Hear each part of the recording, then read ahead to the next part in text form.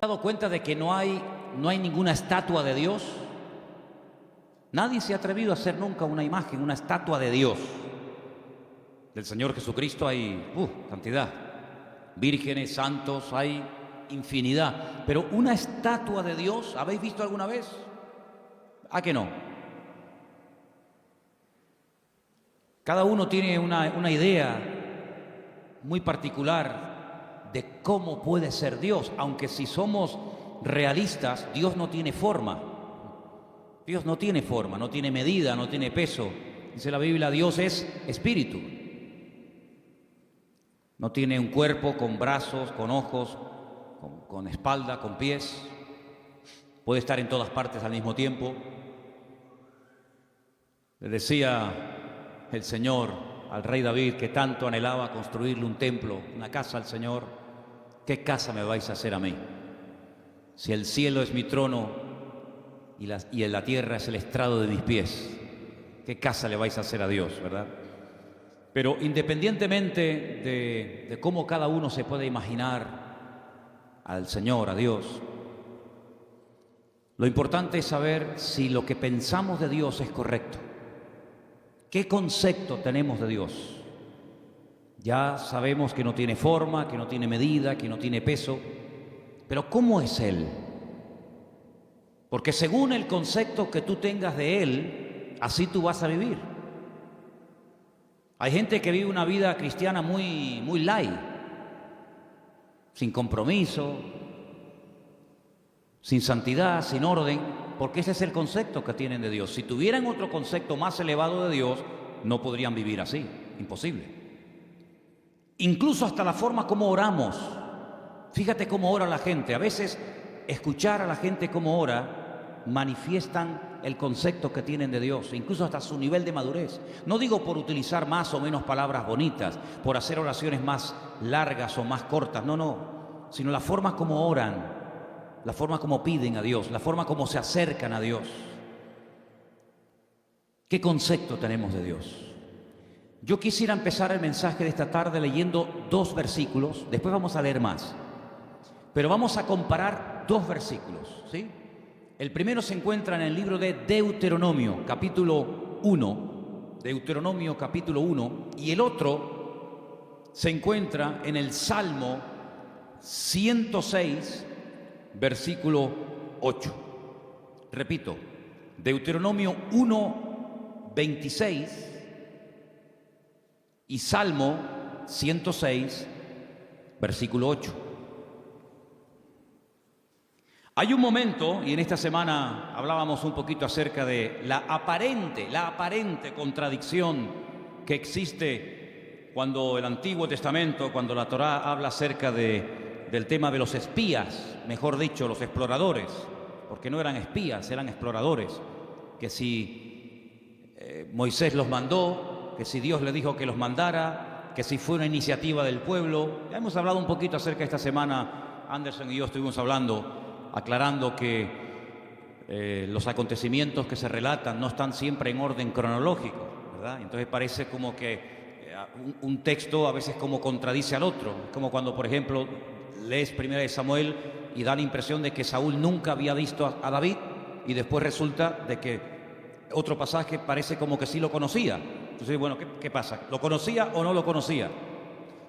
Y hay muchos acontecimientos en la Biblia que se relatan, pero no se cuentan necesariamente en orden cronológico. Entonces tienes que leer todo lo que la Biblia dice sobre ese pasaje para ubicarte y saber por dónde van los tiros. Hay un momento en el que uno de cada tribu, es decir, 12 personas, suben a la tierra de Canaán mientras el pueblo espera en el desierto. Dice que van a reconocer la tierra, si no van como espías. El espía no se deja ver, el espía no quiere que lo vean. Espías fueron lo que mandó Josué a la ciudad de Jericó previamente antes de atacarla, pero ellos no van escondidos, ellos van a cara descubierta. Ellos entran por las ciudades, van por los valles, cogen fruto de la tierra. Y cuando regresan, claro, el pueblo está esperando, subimos, no subimos, ¿cómo es la tierra? ¿Tiene ríos, no tiene ríos? ¿Es grande, está habitada? ¿Cómo es la tierra? El informe que trajeron fue terrible, terrible. Y de los 12 que fueron, 10 como que se pusieron de acuerdo, tú. 10 trajeron un informe tan negativo que a más de 1 millón y pico de personas los hundieron en la miseria. Dice que estuvieron toda la noche llorando. Qué pesimismo contagió a aquella gente al pueblo, ¿eh? Terrible, tremendo. ¿Sabes que ese día, se calcula, ¿no? Ese día era el Tisha B'Av, era el día 9 del mes Av. A veces coincide en agosto, a veces coincide ese mes, ese día en julio, depende. Y las peores desgracias, todas las desgracias, las peores catástrofes que le han ocurrido al pueblo de Israel, todas han ocurrido el día Tisha B'Av, el día 9 del mes Av, todas. La destrucción del primer templo, 9 de Av, la destrucción del segundo templo, 9 de Av, la expulsión por parte de los reyes católicos del pueblo de Israel de España, 9 de Av, la firma de la eliminación total y absoluta de los judíos en Europa a través del régimen del Tercer Reich nazi, el día 9 de Av, etcétera, etcétera, etcétera.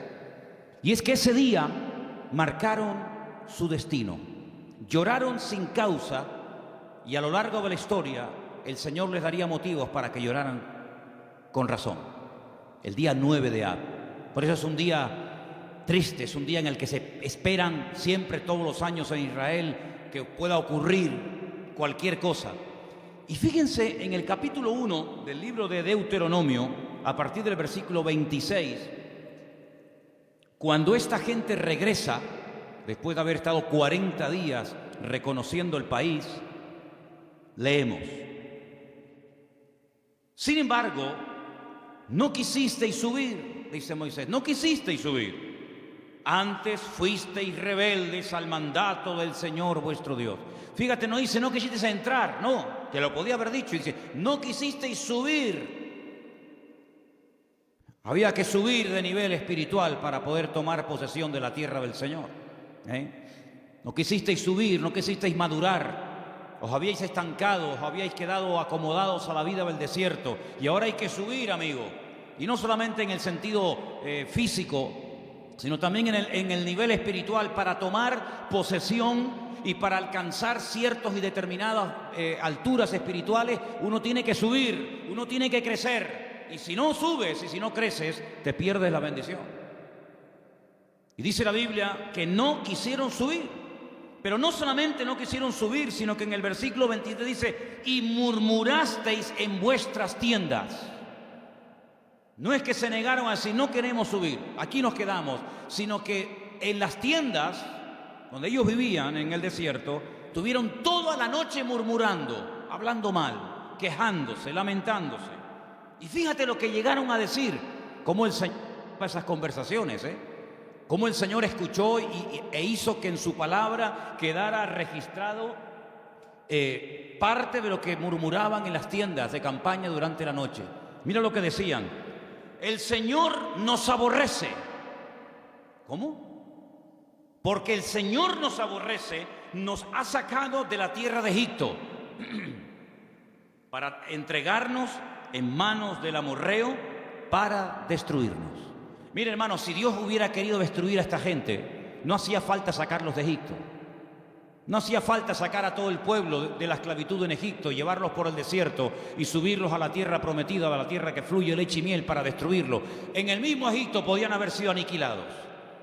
Pero fíjate el concepto que ellos tienen de Dios. Y claro, según el concepto, según lo que ellos piensan de Dios, así hablan. De la abundancia del corazón, dice la Biblia, habla la boca. Como Dios nos aborrece, nos sacó de Egipto. ¿Así? Es decir, que Dios te sacó de Egipto porque te aborrece. ¿Eso es lo que tú crees? Y entonces, como nos aborrece, como nos odia, lo que quiere es ahora meternos en la tierra prometida, la tierra de Canaán, para que los habitantes de ese país, sobre todo los amorreos, nos destruyan y acaben con nosotros y con nuestras familias y con nuestros hijos y con nuestra vida. Y lo decían tan tranquilos y se quedaban tan panchos. Todos sabemos que esa noche, como acabo de decir, sellaron su destino y Dios dijo: ahora sí que no van a entrar, amigo. Ahora sí que no van a entrar. Van a entrar aquellos que dijisteis que no entrarían, que eran vuestros hijos. Es decir, la generación adulta que salió de Egipto no entró en la tierra prometida. Dios levantó una nueva generación sin esos prejuicios, sin esas ideas equivocadas y distorsionadas de Dios, y esos fueron los que entraron, y estos que hablaron mal, y estos que murmuraron, todos cayeron en el desierto, uno detrás de otro, excepto aquellos que hablaron bien, Josué y Caleb. Ellos dos sobrevivieron, con más de 80 años, ambos entraron a la tierra prometida, la vieron, la disfrutaron, la habitaron y la conquistaron, y posteriormente la repartieron, solamente ellos. Fíjate la cantidad de cosas que se puede uno perder y la cantidad de puertas en el mundo espiritual que uno puede cerrar simplemente, digo simplemente entre comillas, por hablar mal. Perdieron la oportunidad de su vida. Pudieron haber entrado hacía 40 años, pero por la forma como hablaron, Dios dijo sí. Muy bien, se acabó.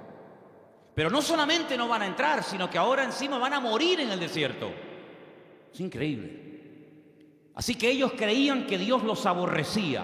Pero mira lo que dice el Salmo 106. Todo lo contrario. Todo lo contrario. El Salmo 106, dicho sea de paso, es un resumen de lo que ocurrió desde que salen de Egipto hasta que prácticamente entran en Canaán a través de Josué. Es un salmo muy interesante. Si quieres conocer bastante de la historia de Israel en esta época de la historia, lee el Salmo 106, es muy interesante. Pero voy a leer solamente el versículo 8. Salmo 106, verso 8. ¿Lo tienen, hermanos? Dice, pero Él los salvó por amor de su nombre, para hacer para hacer notorio su poder. Si comparamos lo que dice Deuteronomio y lo que decía el pueblo y lo que el Señor dice a través del Salmo 106, no tiene nada que ver una cosa con otra. En un pasaje dice, Dios nos sacó de Egipto porque nos odia, porque nos aborrece y lo que quiere es aniquilarnos y destruirnos.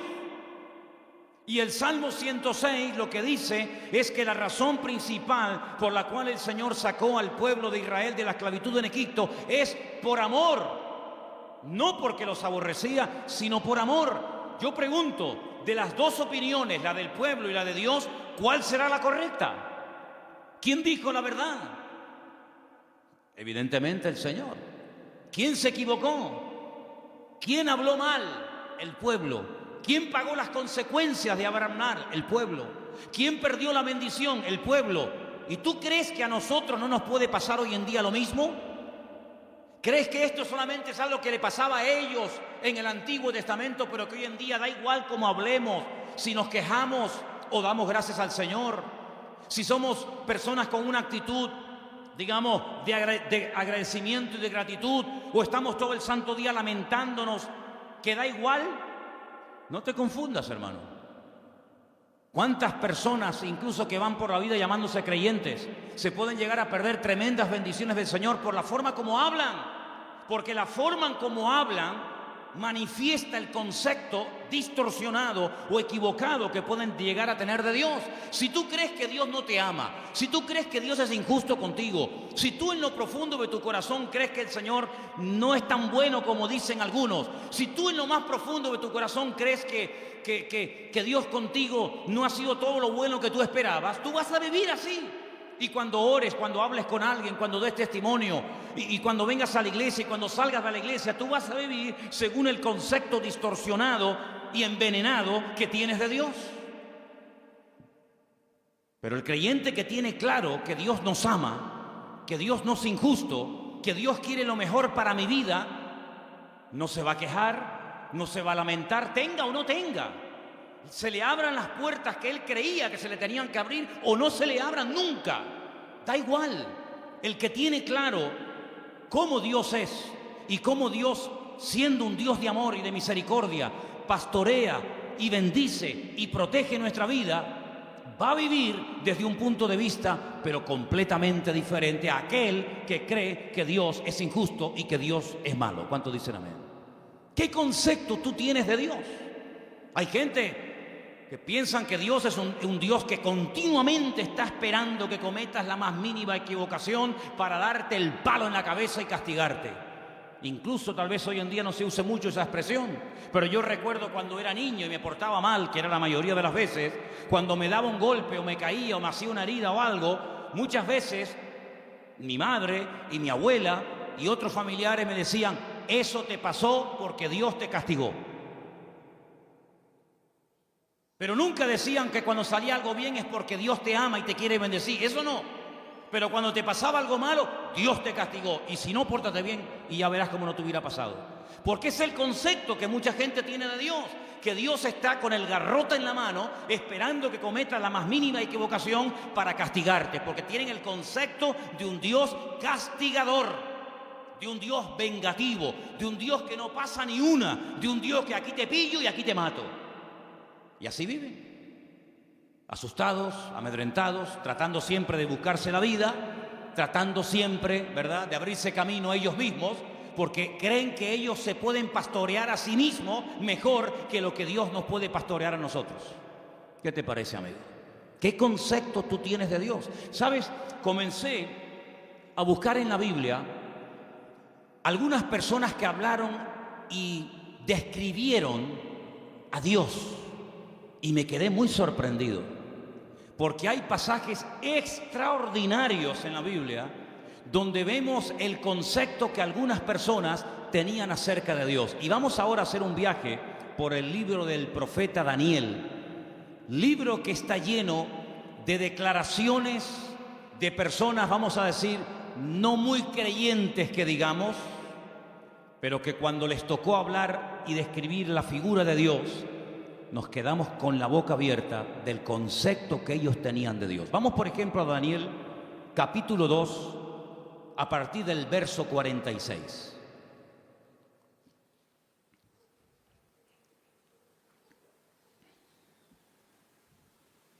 Hermano Jorge, le van a faltar brazos. ¿No será más cómodo ponerse unas gafas?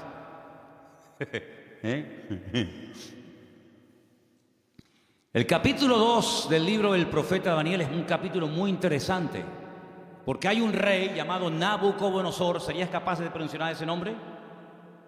Ah, qué bien, está bien. A mí me costó una barbaridad aprendérmelo, pero bueno, ustedes... Nabucodonosor, ok. Tiene un sueño, pero resulta que por lo visto se le olvidó. Pero el sueño lo marcó de tal manera que al día siguiente él reúne a sus magos, sátrapas, astrólogos, adivinos, etc. Y le dice: anoche tuve un sueño que me perturbó, me robó la paz. Y quiero que ustedes me digan qué significa ese sueño, que me lo interpreten. Y claro, todos los que estaban allí le dijeron: sí, oh rey, dinos, cuéntanos el sueño y nosotros te diremos lo que significa. Y le dice el rey: es que lo he olvidado, no me acuerdo lo que soñé.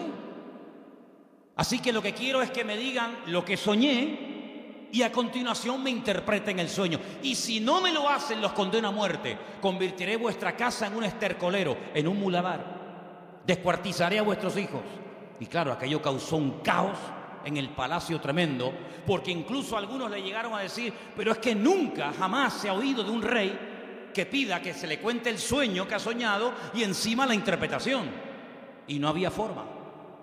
Sin embargo, la Biblia dice que Daniel, junto con sus amigos, oraron y le pidieron al Señor que les mostrara qué sueño había tenido este hombre y qué significaba. Y efectivamente, el Señor, dice la Biblia, que le reveló a Daniel lo que el rey Nabucodonosor había soñado y lo que significaba. Y cuando llega Daniel a la presencia del rey Nabucodonosor, pues le dice: mira, lo que tú has dicho, ningún hombre te lo puede interpretar, nadie en esta vida, ni mago, ni astrólogo, ni sátrapa, ni adivino, jamás te lo podrá decir. Pero dice: pero hay un Dios en los cielos que revela los misterios a los hombres. Y en este caso Dios me ha escogido a mí para decirte que tú lo que soñaste es que vistes una estatua enorme de 4 materiales diferentes. Viste que la estatua tenía, o la imagen tenía, una cabeza de oro, ese eres tú, ese es tu imperio Babilonia. Pero luego después de ti se levantará otro imperio, y dice que vio el pecho y los brazos de plata, y le dice serán el imperio de los medos persas que se unirán y formarán un segundo imperio.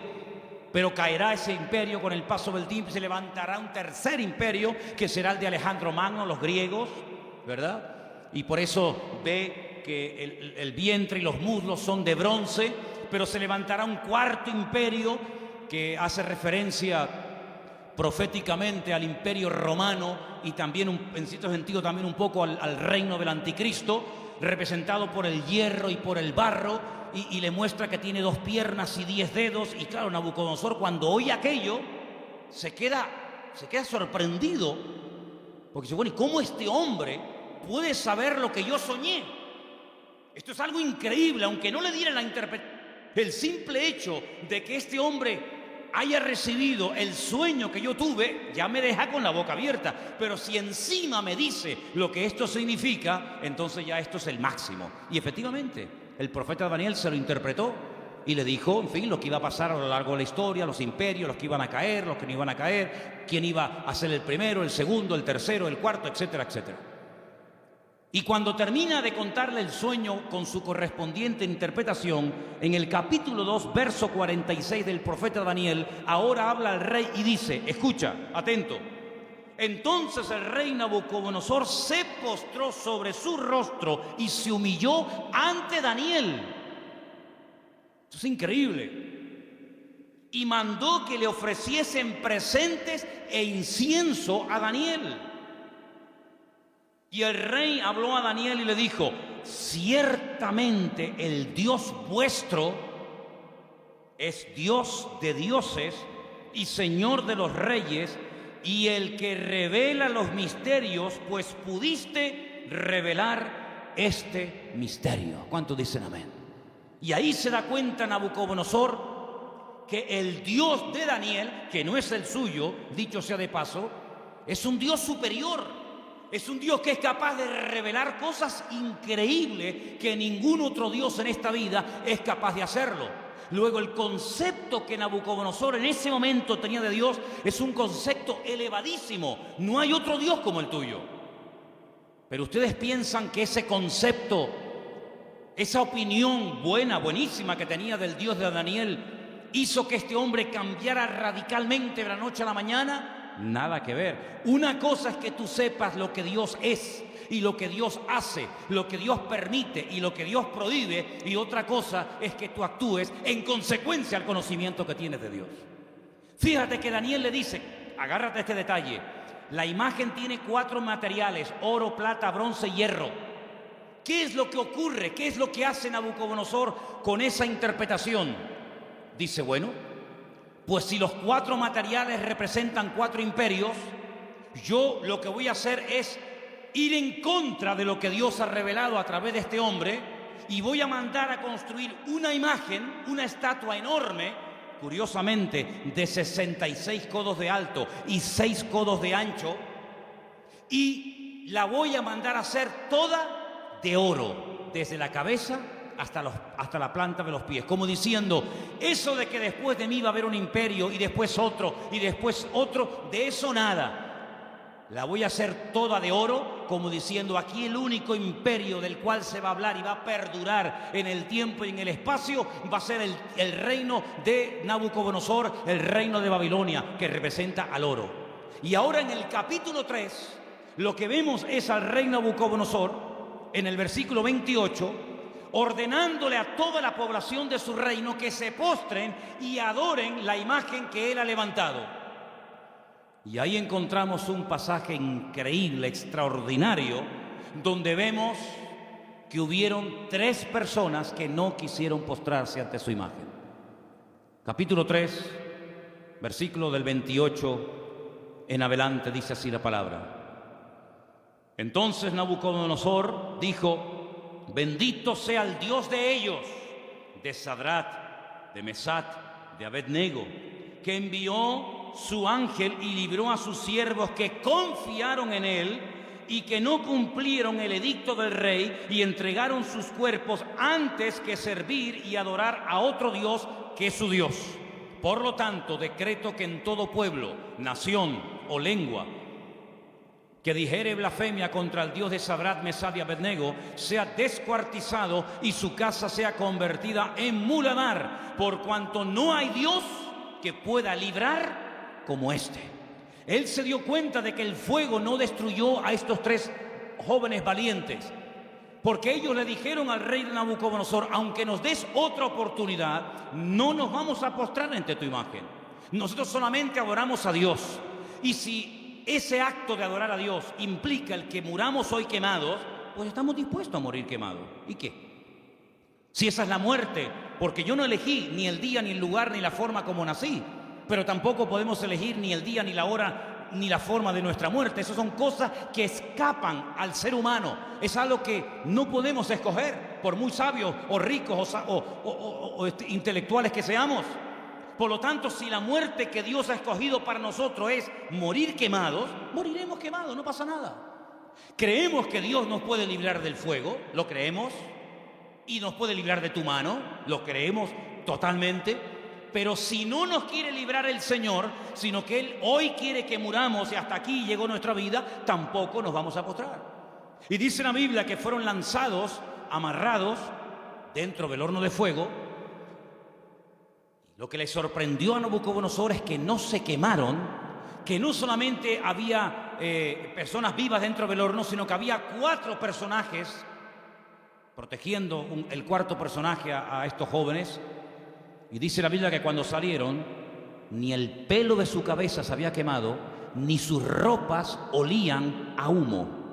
Y ante semejante milagro, ya van dos, la interpretación del sueño a través de Daniel, cómo Dios protege milagrosamente la vida de Sadrach, Mesach y Abednego, vuelve otra vez a reconocer que el Dios de esta gente es el Dios todopoderoso, un Dios superior al que Él tiene, un Dios que es capaz de proteger de la muerte segura a unas personas porque confiaron en Él. Y ya van 2. Pero amados hermanos, lo que dice Nabucodonosor de Dios es tremendo. Es un Dios que salva, es un Dios que libra, es un Dios que protege, es un Dios superior, es Dios arriba, es Dios abajo. Algo increíble el concepto que Nabucodonosor tenía de Dios, pero el concepto por sí mismo, el conocimiento por sí mismo no es suficiente. Después vamos a ver qué más hace falta. Seguimos en Daniel, capítulo 4. Este rey Nabucodonosor le da lugar a la soberbia, le da lugar al orgullo, a la arrogancia, paseándose por Babilonia, que era una joya en aquellos tiempos. Comienza a presumir de su ciudad, de sus jardines, de sus conquistas, de sus palacios. Y la Biblia nos enseña que este hombre entra en un periodo de locura totalmente. Pierde el sentido. Y la palabra de Dios dice que lo arrojan al monte. Vamos a leer en el versículo 33. En aquella hora se cumplió la palabra sobre Nabucodonosor. Fue echado de entre los hombres y comía hierba como los bueyes. Su cuerpo se mojaba con el rocío del cielo, y hasta que su pelo creció como plumas de águila y sus uñas como las de las aves. Mas al fin del tiempo yo, Nabucodonosor, alcé mis ojos al cielo y mi razón me fue devuelta, y bendije al Altísimo y alabé y glorifiqué al que vive para siempre, cuyo dominio es sempiterno y su reino por todas las edades. Todos los habitantes de la tierra son considerados como nada, y Él hace según su voluntad en el ejército del cielo y en los habitantes de la tierra, y no hay quien detenga su mano y que alguien le diga: ¿qué haces? En este mismo tiempo mi razón me fue devuelta, y la majestad de mi reino, mi dignidad, mi grandeza volvieron a mí, y mis gobernadores y mis consejeros me buscaron, y fui restablecido en mi reino, y mayor grandeza me fue añadida. Ahora yo, Nabucodonosor, alabo, engrandezco y glorifico al Dios del cielo, porque todas sus obras son verdaderas y sus caminos justos, y Él puede humillar a los que andan con soberbia. ¿Cuántos dicen amén? Si las palabras que Nabucodonosor habla de Dios, luego sus acciones son otra cosa, lo que hace es otra cosa diferente, pero cuando habla de Dios son maravillas. con cosas tremendas, preciosas. Lo alaba, lo bendice, lo glorifica, lo levanta en alto, lo reconoce. Y parece como que ya Nabucodonosor ha cambiado y tiene claras las ideas, pero ni aún así, hermanos, ni aún así. Pero lo que estamos hablando en esta tarde es el concepto que tenía Nabucodonosor de Dios. Pero en el libro de Daniel aparecen otros reyes. Por ejemplo, hay un rey que es el rey Darío, el rey Ciro, que también aparece. Y en el capítulo 6, hay un momento en el que la envidia es tremenda, sobre todo contra Daniel, y lo quieren matar. Pero leí esta mañana algo que me llamó tanto la atención, porque dice que trataban de buscar algo en lo cual pillarlo en un fallo y decir, mira, pero no había manera. Quiero leerles en el capítulo 6, verso 4. Entonces los gobernadores y sátrapas buscaban ocasión para acusar a Daniel en lo relacionado al reino, mas no podían hallar ocasión alguna o falta, porque él era fiel y ningún vicio ni falta fue hallado en él. Me llamó la atención la palabra vicio. Daniel no tenía vicios. Dice, no podemos acusarlo de nada, no hay forma no hay forma. Pero entonces idearon un plan terrible y dice, entonces dijeron aquellos hombres, no hallaremos contra Daniel ocasión alguna para acusarle, si no la hallamos contra él en relación con la ley de su Dios. Y entonces, ¿saben lo que hacen? Convencen al rey Darío, para que promulgue una ley que no se puede revocar bajo ningún concepto, de que durante 30 días nadie puede elevar oraciones, plegarias o súplicas a ningún Dios, incluido el Dios de Daniel. Nadie puede orar durante 30 días. Era la única forma de que podían decir, mira, hay un hombre en tu reino que ha quebrantado la ley. Porque nosotros como creyentes, y creo que lo tenemos claro, tenemos que cumplir las leyes de los países donde vivamos siempre y cuando no vayan en contra de la palabra de Dios. ¿Cuántos dicen amén? No es que por ser cristianos estamos exentos del cumplimiento de la ley, ni mucho menos, al contrario. Las autoridades, según Romanos capítulo 12, todas han sido puestas por Dios. Salga quien salga y gane quien gane. Te guste o no, el que salga es el que Dios ha permitido que gobierne. Pero no importa. A veces Dios levanta un faraón y a veces lo tumba. A veces Dios levanta un Nabucodonosor y lo quita. Y mañana levanta un Darío y pasado un Ciro y mañana... No importa, eso son cuestiones de Dios. Nuestra obligación es obedecer y someternos a las autoridades. Repito, siempre y cuando no vayan en contra de la palabra de Dios. Y en este caso iban en contra de la palabra. ¿Cómo me va a prohibir a mí un gobierno? ¿Cómo nos va a prohibir a nosotros un rey, un primer ministro o un presidente de gobierno? Me da igual. ¿Cómo nos va a prohibir a nosotros los cristianos un gobierno a no orar durante 30 días? Mucho, amigo, pero hasta ahí podíamos llegar. ¿Qué hizo Daniel? Versículo 10. Cuando Daniel supo que el edicto había sido firmado, entró en su casa y abiertas las ventanas de su cámara que daban hacia Jerusalén, se arrodillaba 3 veces al día y oraba y daba gracias delante de su Dios como lo solía hacer antes. No es que ahora empiece a hacerlo a raíz del edicto promulgado por el rey Darío, no, es que ya lo venía haciendo como algo normal en su vida. Se postraba y oraba en dirección a Jerusalén 3 veces al día.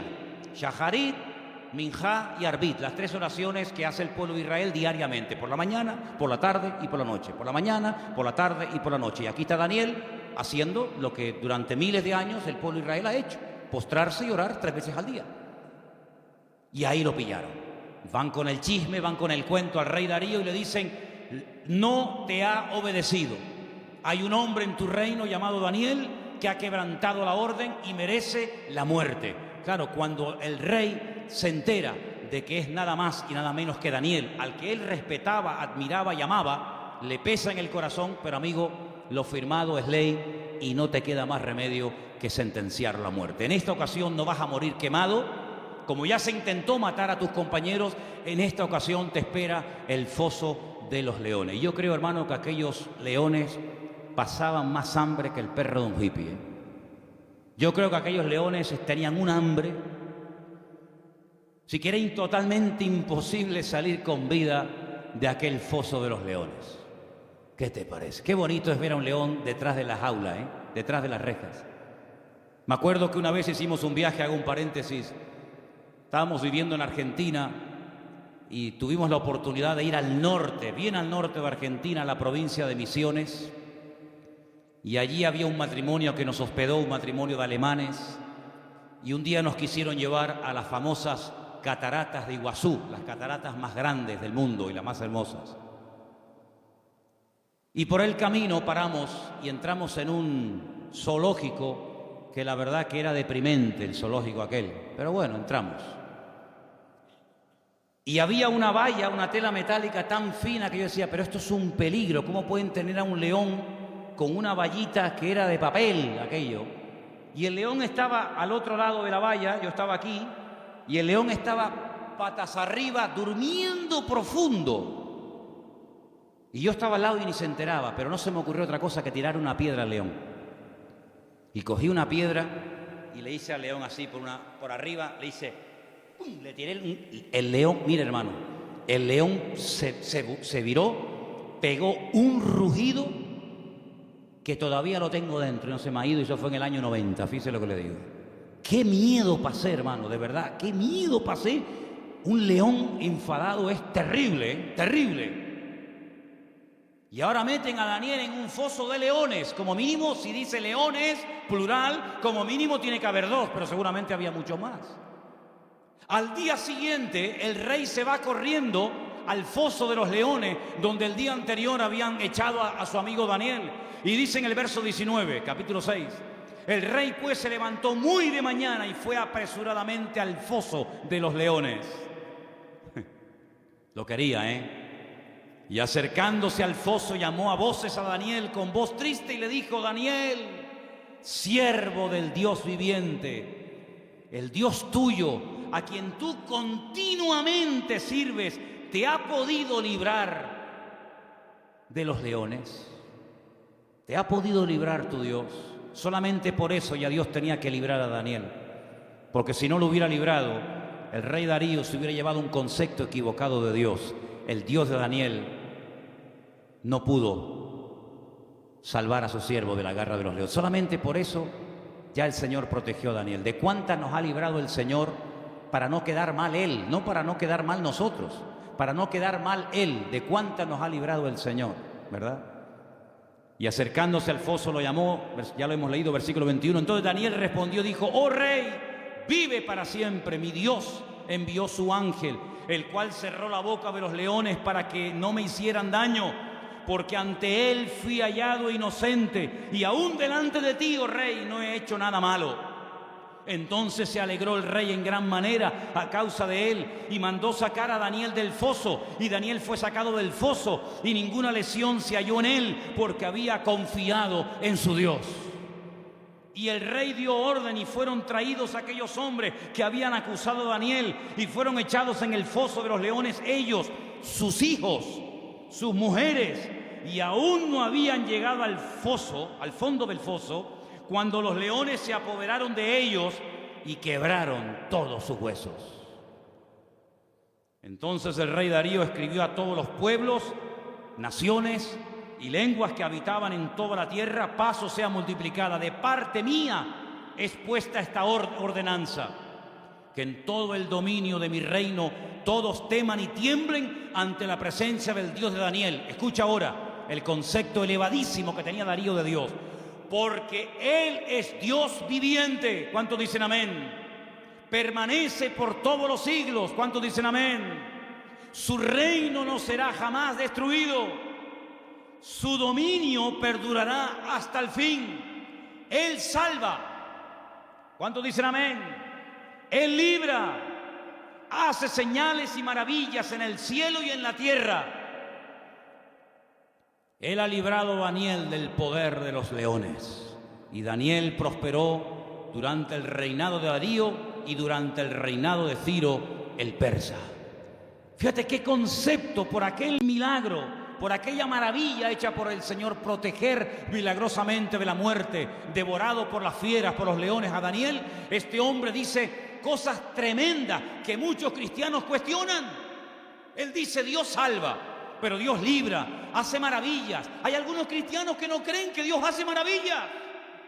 Hay algunos cristianos que incluso se han atrevido a publicar y a decir desde púlpitos y desde revistas y desde páginas web, etcétera, etcétera, que ya no existen milagros. Sin embargo, Darío no tenía ese concepto distorsionado de Dios. Darío decía: el Dios de Daniel salva, libra, hace señales en el cielo y en la tierra, protege, es un Dios todopoderoso. ¿Cuántos dicen amén? Si lo tenía Darío, ese concepto de Dios, ¿cuánto más tú y yo tenemos que tener ese concepto de nuestro Padre y de nuestro Dios? Todos estos pasajes que estamos viendo nos están descubriendo cómo es Dios a través de la óptica de, vamos a decir, de inconversos. Personas que eran impactadas, personas que quedaban con la boca abierta ante semejantes maravillas. Pero hay un pasaje que encontré en el Nuevo Testamento, en el libro de los Hechos, que para mí es una de las mejores descripciones de Dios de toda la Biblia. Está en el libro de los Hechos, el capítulo 17, y es concretamente una parte del mensaje profundo que el apóstol Pablo dio cuando se encontraba de visita en Grecia, concretamente en la ciudad de Atenas. En el capítulo 17 del libro de los Hechos, a partir del verso 24, Pablo, hablándole a aquella gente allí en Grecia, dice, si quieren arrancamos desde el versículo 22, ¿vale? Hechos 17, 22. Entonces Pablo, puesto en pie en medio del Areópago, dijo: varones atenienses, en todo observo que sois muy religiosos. Qué curioso cómo eran los griegos, ¿eh? Eran religiosos, eran hedonistas, deportistas, un culto al cuerpo tremendo. Es una sociedad muy, muy parecida a la que vivimos nosotros hoy en día, ¿verdad? No eran ateos, eran muy religiosos. Dice, porque pasando y mirando vuestros santuarios, hallé también un altar en el cual estaba esta inscripción: al Dios no conocido. Tenían un altar donde no había ningún Dios, pero habían puesto una inscripción, una placa que decía esto: al Dios no conocido, al que vosotros adoráis sin conocerle. Y ese es el Dios que yo vengo a anunciar. Y Pablo dice, verso 24, escucha ahora: el Dios que hizo el mundo y todas las cosas que en él hay. ¿Puede decir amén a esto? Es un Dios creador, el que creó el mundo. Es decir, no se creó solo. Vino una explosión y a través de una serie infinita de coincidencias apareció en su lugar, tal y como las conocemos hoy en día, lo que llamamos sol, luna, plantas, árboles, animales, planetas, etcétera, etcétera. No es así. Es el Dios creador que ha puesto todo en su sitio, que le ha dado color, forma y diseño. Es el Dios todopoderoso. Y sigue diciendo, siendo Señor del cielo y de la tierra. La palabra Señor, sabéis que es la palabra amo. Siendo el dueño, el propietario de lo que hay arriba y abajo, no habita en templos hechos por manos humanas. Solamente de este versículo hay tanta enseñanza, tanta profundidad de conceptos que podríamos echarnos horas. Porque lo primero que está diciendo es, nosotros no salimos de la nada. Nosotros no somos producto de un proceso evolutivo, sino somos creación de Dios. Y ese Dios que es el dueño ha decidido no vivir en templos. ¿Qué les está diciendo a los atenienses? Que vuestros templos no pueden contener su persona, su presencia, porque Él ha tomado unilateralmente la decisión de no vivir en templos. Luego les está tirando por tierra toda su religiosidad. Y sigue diciendo, ni es honrado por manos de hombres, como si necesitase algo. Pues Él es quien da a todos vida y aliento y todas las cosas. Es la existencia misma. Es el que hace que las cosas existan. Es el que transmite vida. Es el que hace que todo funcione perfectamente. Es el que hace que haya estaciones. Es el que hace que soplen los vientos de un lugar y se vayan por otro. Es el que hace que el sol cada mañana salga del mismo lado hace miles de años y se oculte por el mismo lado. Es el que hace que la tierra gire siempre en la misma dirección y a la misma velocidad. No es un Dios que hoy en día dice, no, que no se mueva, ahora que se mueva. Es un Dios que tiene un control absoluto de la creación. No ha perdido el control. No se le ha vuelto en contra la creación. Él da vida. Y si Él no diera la vida, nada funcionaría. Porque el hombre puede alargar y puede cortar la vida, pero no puede crearla, no puede diseñarla. Y Él está hablando de un Dios que da la vida, un Dios que ha formado, un Dios que ha creado, etcétera, etcétera. Y sigue diciendo, de una sangre ha hecho todo el linaje de los hombres. Está hablando de Adán. De Él vienen todos, de Él venimos todos. Para que habiten sobre toda la faz de la tierra, y les ha prefijado el orden de los tiempos y los límites de su habitación. Esto es impresionante lo que está diciendo Pablo aquí. Él es el que ha dado límite, ha puesto tiempos. ¿Cuánto tiene que vivir un elefante? ¿Cuánto tiene que vivir un loro? ¿Cuánto tiene que vivir el hombre? ¿Cuánto tiene que vivir? Él ha puesto límites, Él ha puesto tiempos. No es algo que siempre ha existido, como decía Aristóteles, que esto siempre ha existido, la eternidad del universo. No, el universo no es eterno. Tiene un principio y tendrá un fin. Y no solamente eso, sino que ha puesto límites, fronteras, que no tiene que ver con murallas, ni con rejas, ni con alambre de púas. Pero Él, desde el libro del Génesis, le dijo a cada nación y a cada pueblo, a las 70 que había en aquel momento, de la cual salieron todas las que existen hoy en día, dónde tenían que vivir cada nación y cada pueblo. Y lo he dicho infinidad de ocasiones, cada vez que un pueblo ha querido ir más allá del territorio que en el principio el eterno creador del universo y de la tierra le dio a los seres humanos, ha habido problemas. Y cuando los del norte quieren apropiarse de los del sur, y cuando los europeos quieren apropiarse de un continente, y cuando los de este continente quieren saltar a otro, se produce un caos, se produce un desorden, porque Dios estableció dónde tenían que vivir los pueblos. Y dotó al ser humano de unas características para vivir en el sur que no dotó a ese ser humano para vivir en el norte o viceversa.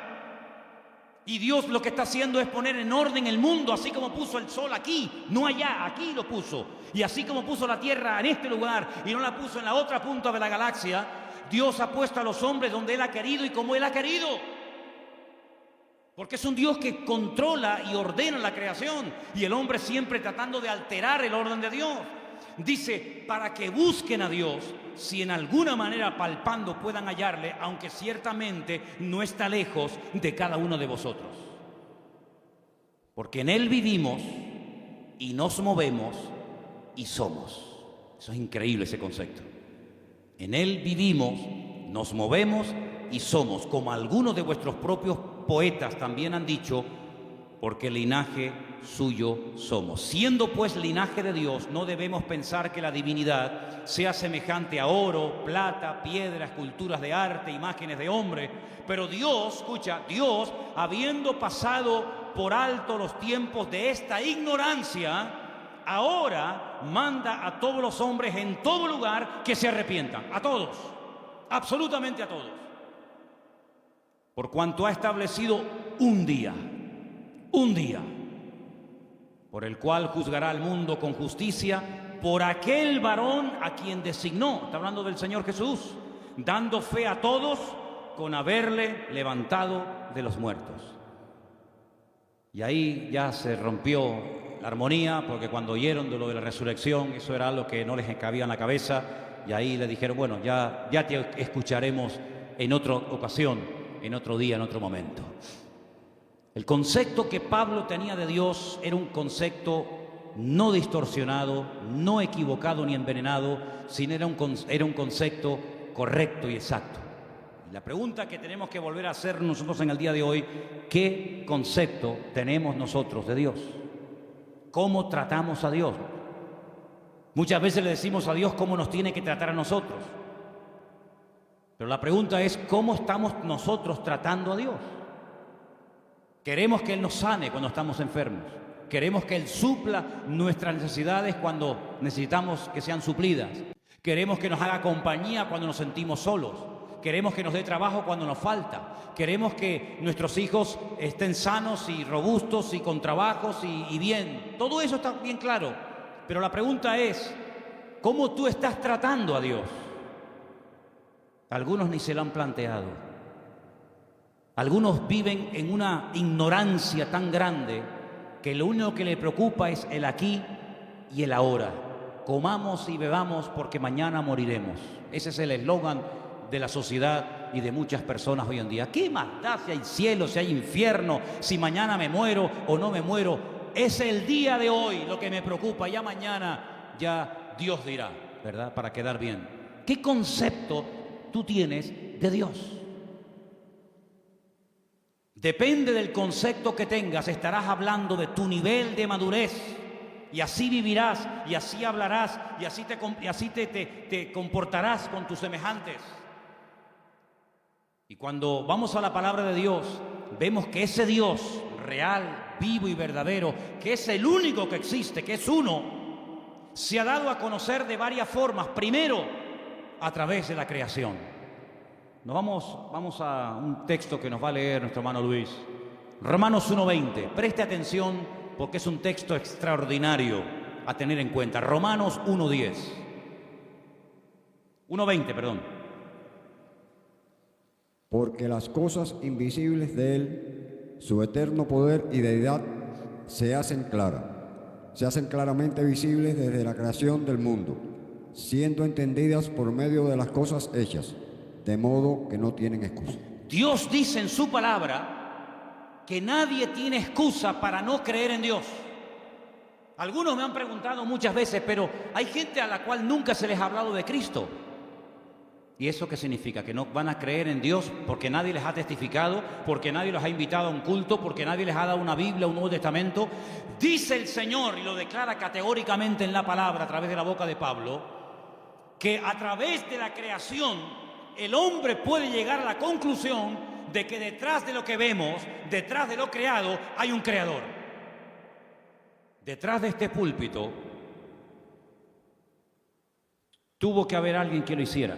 Este púlpito no se hizo solo. Imposible, imposible.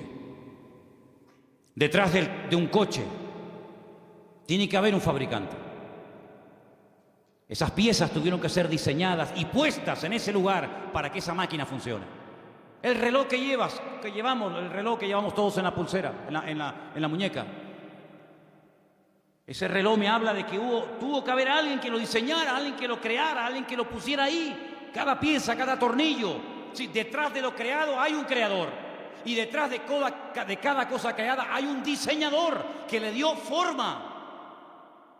Y Dios le ha dado forma a la humanidad. Dios le ha dado forma al mar. Dios le ha dado forma a las montañas. Dios le ha dado forma al universo. ¿Quién hizo eso? ¿Quién creó el mundo? ¿Quién creó el agua del mar con la justa medida para que no se pudran los seres vivos que viven ahí adentro? Si tuviera más nivel de sal, la vida sería imposible, como el mar muerto. Hay un mar que se llama el mar muerto. Bueno, en hebreo se llama el Yam Hamelach, el mar de la sal, en español, el mar muerto. ¿Por qué es muerto? Porque tiene demasiado nivel de sal.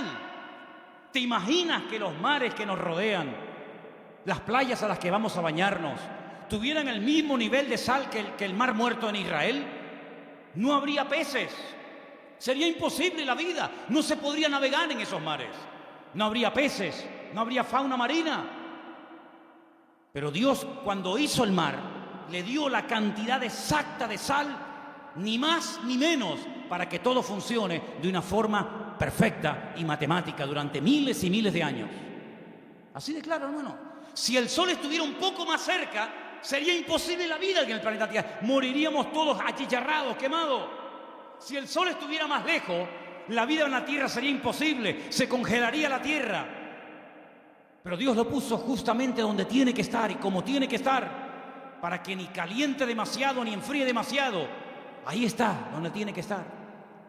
Dios todo lo ha diseñado de una forma increíble, pero algunos, mentes sabias, dicen que no, que detrás de todo eso no está Dios, que detrás de todo eso hay un proceso evolutivo, hay un Big Bang, hay unas explosiones, hay un cúmulo de coincidencias, millones de coincidencias para que todo forme lo que llamamos mundo, universo, tierra.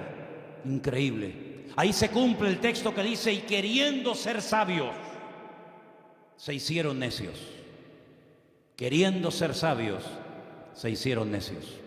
El Señor se dio a conocer primeramente a través de la creación.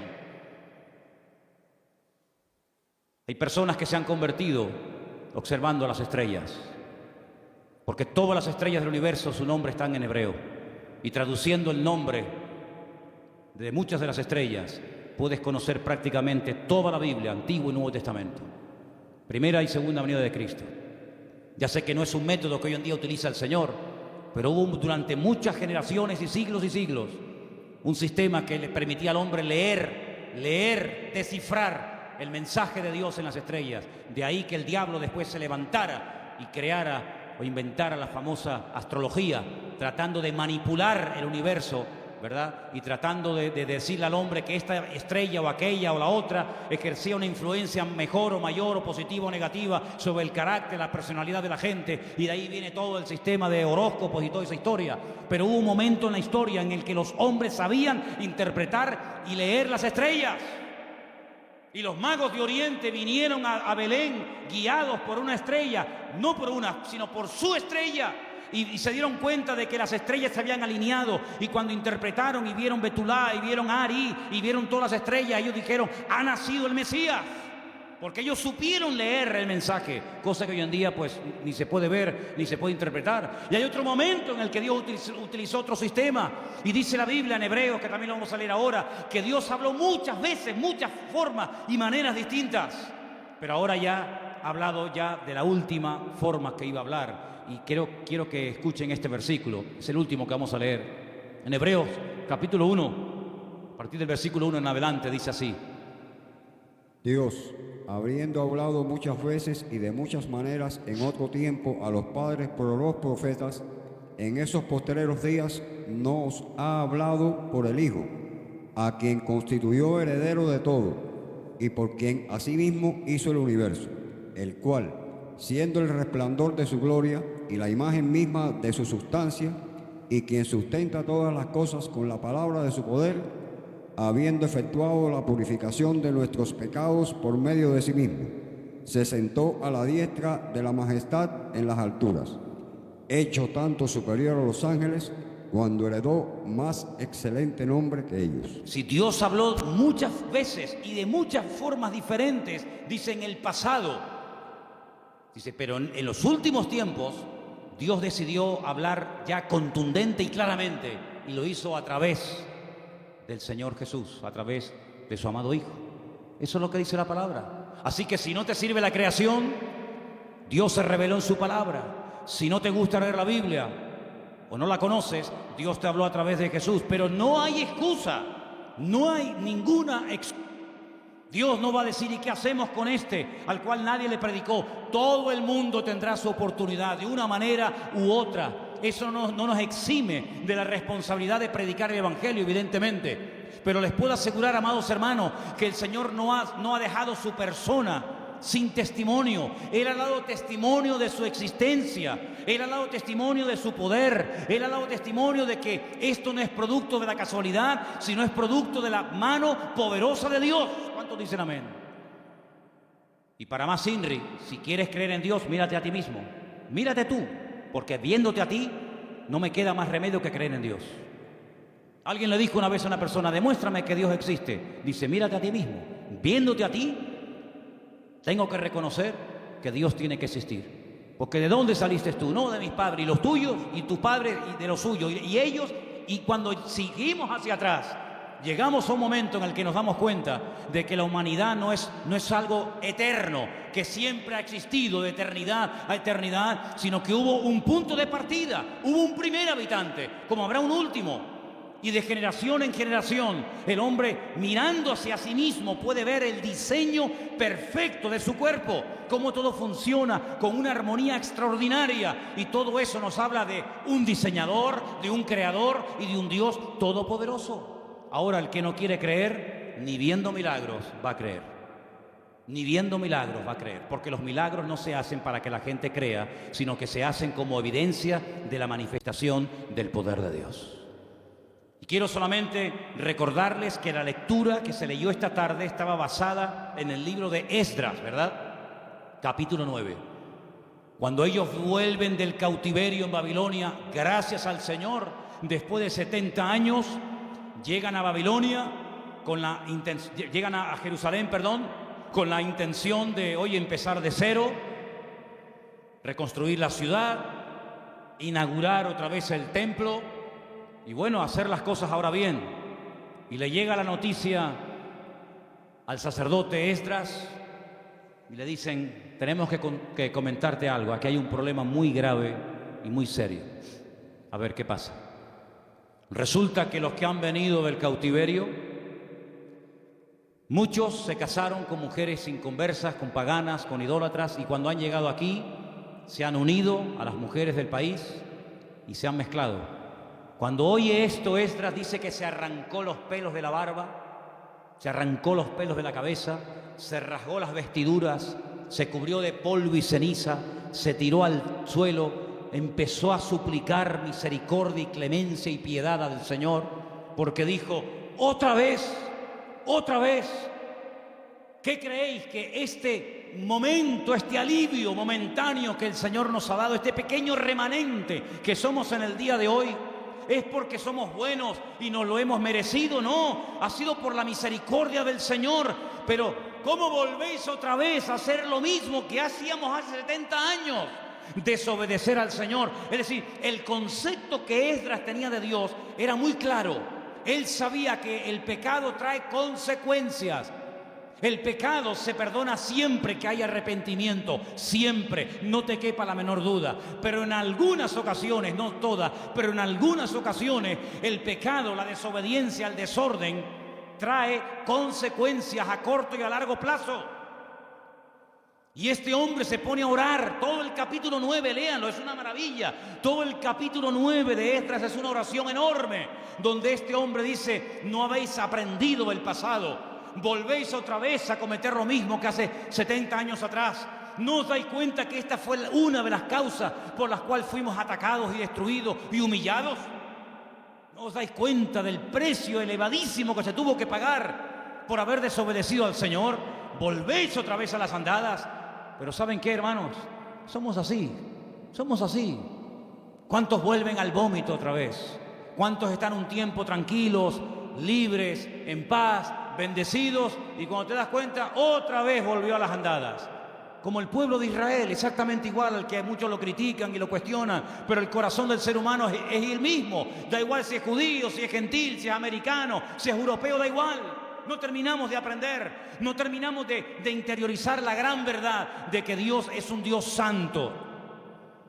Y Dios lo que ha hecho y diseñado con el tema del pecado es algo que al que no tiene un concepto claro de Dios, medio que lo confunde. Y os voy a explicar muy rápidamente esto.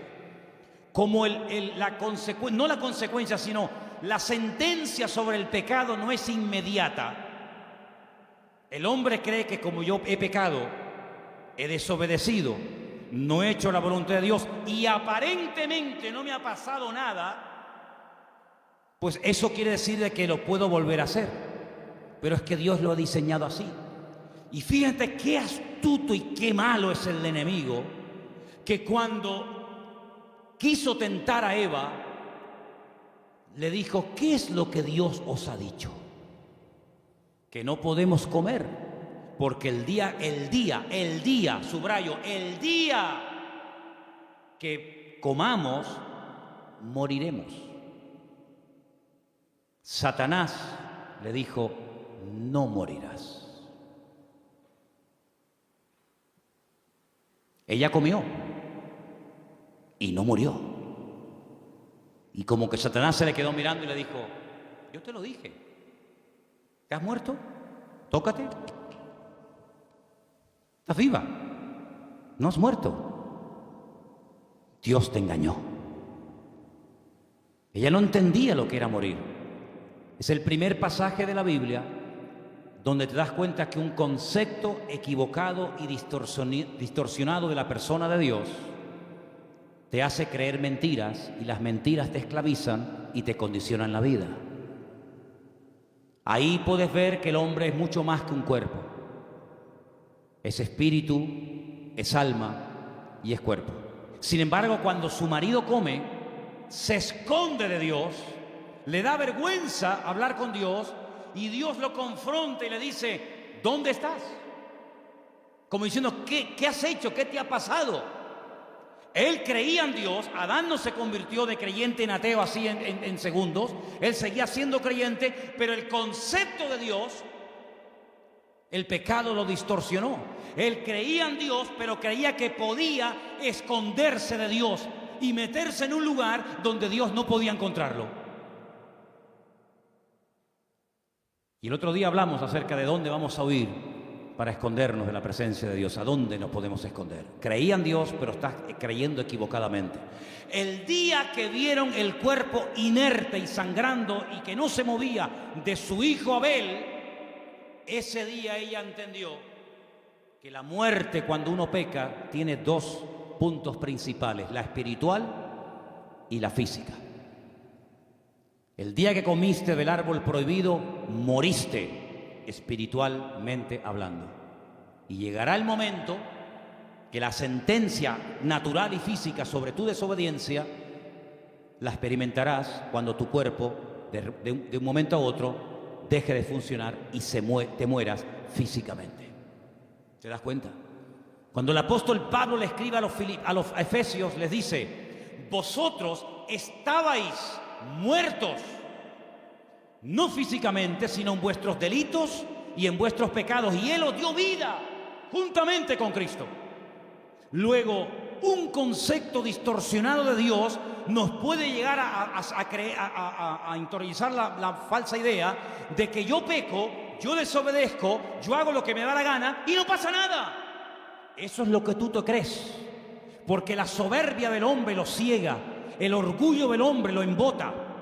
Y dice la Biblia que el hombre natural, el hombre que ha perdido la sensibilidad, ni siente ni padece, incluso hasta se burla y se ríe del que dice que cree en Dios, del que dice que existe otra vida, del que dice que existe cielo e infierno, y se ríe porque dice y se engaña a sí mismo, pero si yo siendo ateo y sin leer la Biblia y sin ir a la iglesia que tú vas, yo vivo mejor que tú. Y es la falsa seguridad que el diablo le mete en la cabeza a mucha gente, que se creen que porque tienen, son, y no se dan cuenta que el que se salva no es el que tiene, sino el que es. Y el que es aquel que humilló su corazón delante de la presencia del Señor. Entonces, ¿qué concepto tú tienes de Dios? ¿Crees que tu Dios es un Dios que tú puedes mangonear? Así orarás y así vivirás. ¿Crees que te puedes esconder de Dios?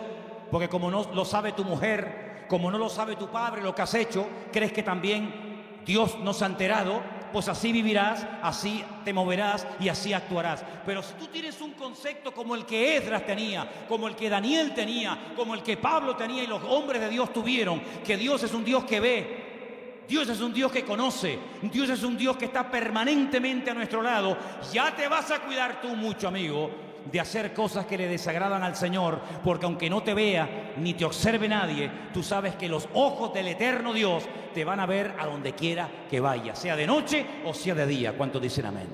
¿Qué concepto tienes de Dios? Lee la Biblia, y leyendo la Biblia vas a encontrar que Dios es un Dios vivo, es un Dios que sana, es un Dios que libera y es un Dios vivo con el cual tú tienes que tener relación, porque dejé para el final, creo que lo más importante. Dios se ha revelado en la creación, Dios se ha revelado en su palabra y Dios se ha revelado a través de la persona de Cristo. Nosotros, los seres humanos, cosa que para algunos es una cosa impensable o de locos, el ser humano puede llegar a tener la posibilidad, si quiere, de tener una experiencia personal con Dios. Y hasta que tú no tengas una experiencia personal con Dios, tú te puedes definir como lo que quieras, pero lo que le da fuerza a tu vida es tu propia experiencia. Ya sé que hay muchas cosas de la vida que no hay que experimentar para creerlas. Yo nunca iré a la luna, creo. Pero yo creo en la luna, aunque no he tenido la experiencia de estar en ella y pisarla y tocarla. Pero con nuestro Dios, los que hemos tenido un encuentro y una experiencia con Él a través de su amado Hijo Jesús, nuestra fe es una fe a prueba de bombas, es una fe inconmovible, porque la experiencia nos da la credibilidad de saber que nuestro Dios existe y Él es todopoderoso. ¿Cuántos dicen amén? Cierra tus ojos ahí donde estás y pregúntate, ¿qué concepto tengo yo de ti, Señor? ¿Qué idea tengo yo de ti, Señor? ¿Te conozco realmente? ¿Conozco yo realmente al Señor? ¿Cómo hablo con Él? ¿Cómo vivo? ¿Cómo oro?